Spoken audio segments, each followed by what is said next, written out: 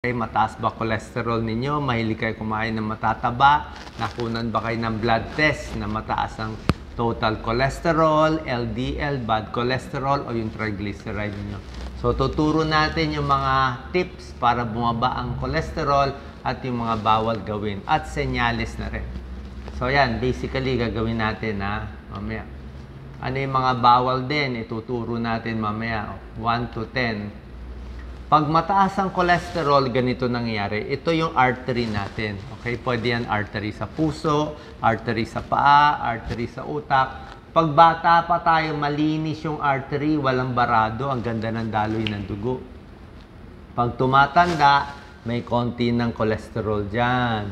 Pag malakas kumain ng matataba, mamantika, naninigarilyo, may diabetes, ayan, mas barado na. Pero dadaloy pa rin yung dugo. Pag ganito nakabara, sobra na bara, parang ganyan na yan, heart attack na yan. Yan ang delikado. Ano ang komplikasyon ng high cholesterol? Kinakatakot natin. Maraming komplikasyon. Basically, ang ayaw natin, magbara yung ugat, artery sa utak, stroke. O magbara yung artery sa puso, heart attack. Pwede rin magbara yung artery sa paa. Sumasakit ang paa. Yan, o. Sumasakit ang paa, hindi makalakad malayo. Pwede rin makadagdag sa pinsala ng diabetes ang high cholesterol. Pati high blood, pwede rin siya makakontribute, mas sumisikip yung mga artery. At hindi lang to komplikasyon ng high cholesterol, pwede rin gallbladder stone, bato sa apdo.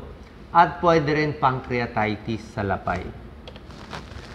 Usually, walang sintomas ang high cholesterol. Makikita mo lang sa blood test. Magkaka-symptoms ka pag ganito na, komplikasyon na. Okay? Pero minsan, yung iba nagkakaroon din. Iba mahina kumain, napapagod, masakit ang dibdib. Yung iba, ito, may senyales. So, nakikita sa mata, focus mo, Doc Lisa. Meron siyang santelasma. Parang taba-taba dito sa mata. Ayan, meron mga taba-taba. Kulay, para siyang dilaw para siyang fat talaga dito. Or minsan, yung mata mismo, yung bilog ng mata, may taba dito. Corneal arcus, nagka-arcus dito, bilog. Wala pang 60 years old, may bilog na yan, baka high cholesterol din yan. Overweight, nadidepress, may heart palpitation, pwede rin maging komplikasyon ng high cholesterol. Pero minsan, blood test lang talaga nakikita. So, ito yung mga iiwasan natin. Yan mga home remedies natin. Iwas tayo. Baka maasar sila. Wala tayong magagawa kasi talaga nakakataas ng cholesterol Iwas tayo sa trans fat. Trans fat, nagpapataas ng bad cholesterol. Trans fat, prito Prito, fast food. Ayan, puro trans fat. Merong trans fat, ito, gamit ng partially hydrogenated oils. Mache-check sa food label kung mataas siya sa trans fat. Margarine, mataas din sa trans fat. Yan ang mataas sa trans fat. Iiwasan natin. Kahit basta prito, pie, prito, donut, chicken nuggets, prito, deep fry, french fries, syempre hamburger, prito rin. Hindi ko sinasabi wag kumain. Pwede kumain, siguro, paminsan-minsan, pero kung aaraw-arawin mo, yan ang pinaka-meal mo lagi, yan ang problema. Kaya nga sa Amerika, lahat ang tataba, di ba? Lahat maraming may mataas ang cholesterol. Puro ganito kasi yung pagkain nila. Mura pagkain, marami, madali bumili, kaya lagi silang tumataba. Di ba may movie na Super Size? Bukod sa trans fat, masama din ang saturated fat. Iba pa to. Ang saturated fat, more sa meat, sa karne. Sa baboy, sa baka, sa mga sausage, sa chorizo, yan, ang mga preserved, may nitrites pa yan. Maalat pa masyado yan. High salt, hindi maganda sa high blood. So ito yung sinasabi ko, trans fat, iwas tayo. Fast food, frozen pizza, margarine, baked goods, processed foods.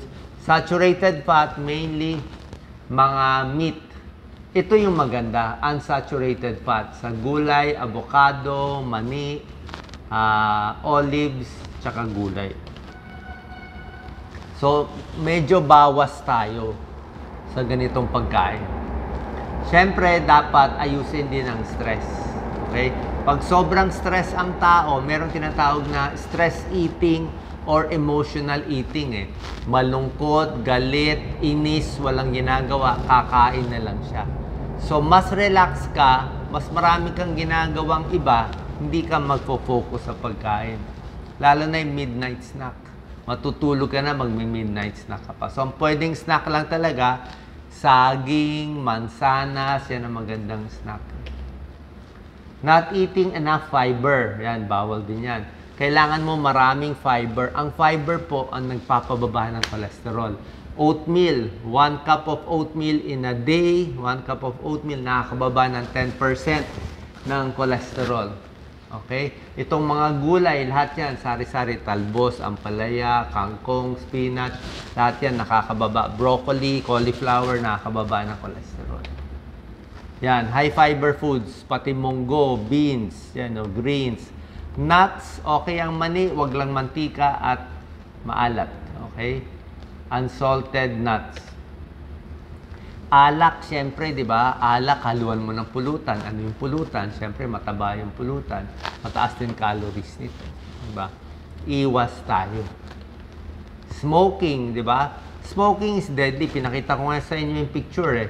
Ang nagpapataas ng barado dito, smoking din yan. Nakakabara.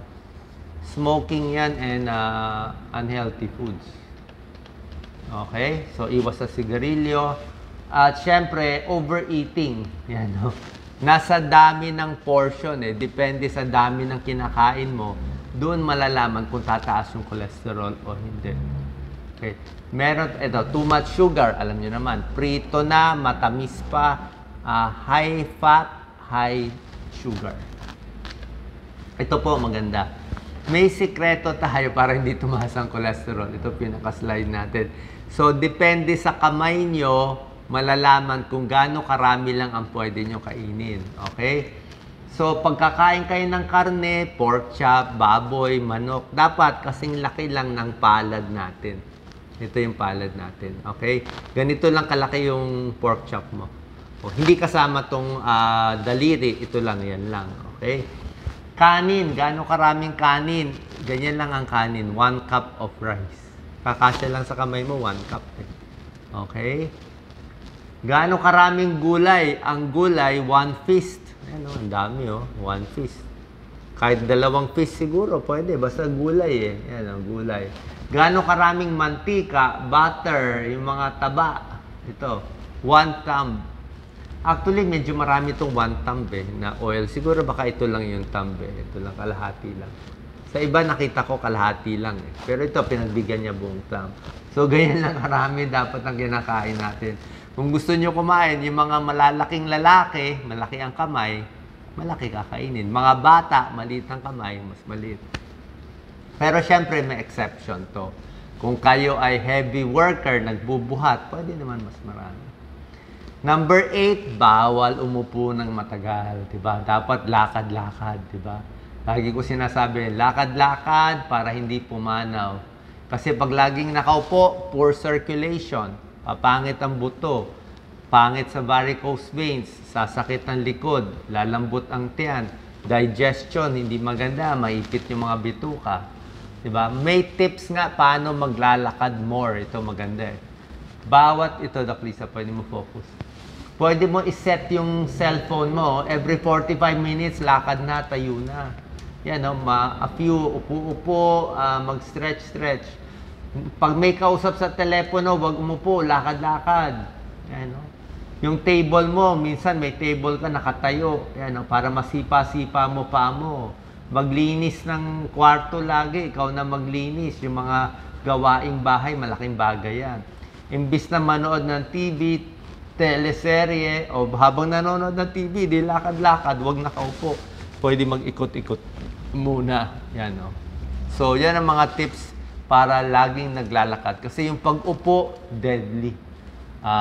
Diyan nakukuha natin ang maraming sakit. Bawal din maging overweight. Basta bumaba ang timbang, bababa din yung cholesterol. And syempre, number 10, kailangan magpapacheck up tayo sa doktor para ma-monitor yung cholesterol level at ibang problema, high blood, pati blood sugar. At kung naresetahan kayo ng gamot, dapat tuloy-tuloy lang. Ang doktor niya magdi-decide. Okay? Ang high cholesterol, ito po, mga gagawin natin. Hindi naman siya talaga agad nakamamatay. Hindi porke kumain ka ng lechon ngayon, next day, lagot na. Hindi po. Usually, ang cholesterol, talagang accumulation several years yan. Siguro 2 years, 3 years. Tuloy-tuloy, unhealthy yung kain mo. Lagi kang puyat, very unhealthy. Tuloy-tuloy yan ang habits mo. Lumalaki ang tiyan, kulang sa exercise, bago nagbabara. Kaya kung matatanggal siya, unti-unti din. Yun ang point natin eh. Hindi siya agad-agad tulad ng high blood, sobra taas, baka may stroke. Ito, kahit mataas ang numero mo, mahahabol mo pa nito eh. Dito mga healthy habits natin eh. Sana po nakatulong tong video para magamot at malunasan ang inyong high cholesterol. Salamat po.